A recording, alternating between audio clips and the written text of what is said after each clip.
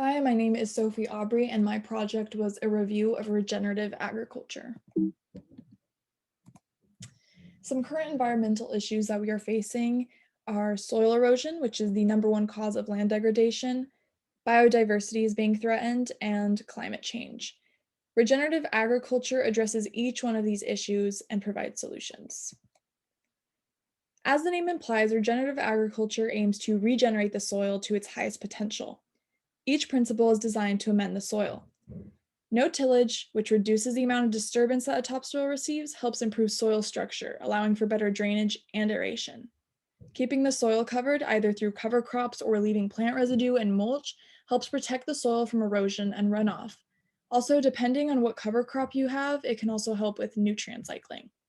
Fostering plant diversity also helps with diversifying nutrients in a soil and can help break pest and disease cycles on crops. Lastly, integrating livestock. The manure and compost applications help with biological activity within the soil as they take up organic carbon. The concept of regenerative agriculture is hardly new. However, it has existed under different names such as agroecology or sustainable farming, and it's been present in indigenous cultures and developing countries. There is a Native American legend about three sisters who thrive when they're together. Those sisters are squash, corn, and beans. This is an example of polyculture, and it also reinforces the idea of diversity in regenerative agriculture. Developing countries also use polyculture because it minimizes risk and promotes a well-rounded diet. So this is the first study I looked at, and as you can see in the bottom left graph, there was more soil organic matter in the regenerative farms, and this could be due to the fact that they had a variety of crops and they're always keeping their soil covered. In terms of insect pest populations, conventional farming suffered more. Despite having a heavy reliance on insecticides, the risk of pest populations could be attributed to the conventional farm's lack of biodiversity. Lastly, when comparing costs and profits between two farming techniques, it shows that a lot of funds in conventional farming are allocated to fertilizer, irrigation, and corn seed, whereas in regenerative farming, the only major cost was corn seed.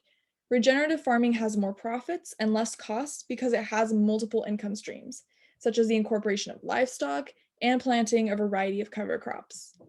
Due to the regenerative technique that promotes biodiversity, soil structure is also improved, and this allows for better water infiltration and retention, thus less irrigation is required. Also, not as much fertilizer is needed. The second study compared regenerative rotational grazing to conventional rotational grazing, and these maps showed that the regenerative method actually had significantly higher springtime grass production and topsoil carbon storage. And its ability to store carbon is very important when it comes to relieving some of the stress of climate change.